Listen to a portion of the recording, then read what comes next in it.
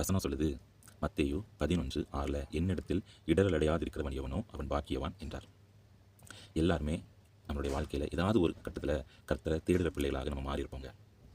நம்ம வாழ்க்கையை நம்ம விருப்பப்படி நம்ம வாழ்ந்துட்டு இருக்கலாம். ஆனால் இதுக்கு மேலே என்னால் இந்த காரியத்தை எதிர்கொள்ள முடியல, இந்த கஷ்டத்தை எதிர்கொள்ள முடியல, இந்த நஷ்டத்தை எதிர்கொள்ள முடியல, இந்த அழுகையை தாங்க முடியல, இந்த பள்ளத்தாக கடக்க முடியல, எங்கள் விதமான ஏதாவது ஒரு சிச்சுவேஷன் சூழ்நிலை நிமித்தமாக நம்ம கர்த்தர்கிட்ட கேட்டிருப்போம். ஆண்டவர், இந்த காரியத்தை என்னுடைய வாழ்க்கையில் விலக்கி போடுங்கப்பா, நன்மைக்கு இதுவான காரியத்தை என்னுடைய வாழ்க்கையில் கொண்டு வாருங்கப்பா. கர்த்தரும் கிருபையாக அந்த காரியத்தை நம்மளை கொண்டு வந்திருப்பார். ஆனால் நம்ம பெற்றுக்கொண்டதற்கும் பிற்பாடு நம்ம பிற போகிற சூழ்நிலையில் எப்படி இருந்தோமோ அப்படி கர்த்தருக்குள்ளாக இருக்காமல் திரும்ப நம்முடைய பழைய வாழ்க்கைக்கே போயிருப்போம். யார் ஒரு ஆள் கர்த்தர்கிட்ட கேட்கும்போது, அதாவது கஷ்டப்படும் போது கர்த்தரை நோக்கி அதிகமாக தேடுவோம் இல்லையா, அப்படியே அதை பெற்றுக்கொண்டதன் பிற்பாடும் இருப்பாங்கன்னா அவங்க பாக்கியவான்களாம். அடுத்த வசனத்தில் சொல்லப்பட்டிருக்குது, எதை பார்க்க வனாந்திரத்திற்கு போனீர்கள். அதாவது நம்ம பெற்றுக்கொண்டுட்டோம், திரும்ப நம்ம பாலைவனமான ஒரு சூழ்நிலை, அதாவது பாவம் இருந்த காரியத்துக்கு தான் திரும்ப போகிறோம். அவர் அதை எதை குறித்து சொல்கிறாருன்னா, காற்றினால் அசையும் நானிலையா, அதாவது இல்லாததை தேட தான் திரும்ப போயிடும் பார்த்துருங்க.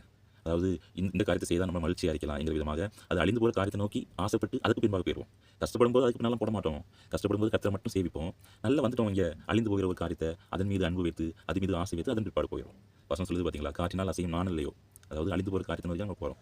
இந்த நாட்களில் கர்த்தர்கிட்ட நீங்கள் பெற்றுக்கொள்ளும் போது எப்படி இருந்தீங்களோ அப்படியே இருக்கும்படியான இந்த வாஞ்சையை, அந்த அன்பை, அவர் இன்னும் அறிகிற அறிவை கர்த்தர்கிட்ட கேளுங்க, தருவார். இல்லைனா அழிந்து போகிற காரியத்துக்கு பின்பாக நம்ம போகும்போது நாமும் ஒரு நாள் அழிவுக்கு நேராக நம்முடைய வாழ்க்கை மாற வாய்ப்பு உண்டு. மனம் திரும்பி கர்த்தரை முடிவு பரியந்தம் சேவிக்க பிள்ளைகளாக வாழுங்கள். ஆமென்.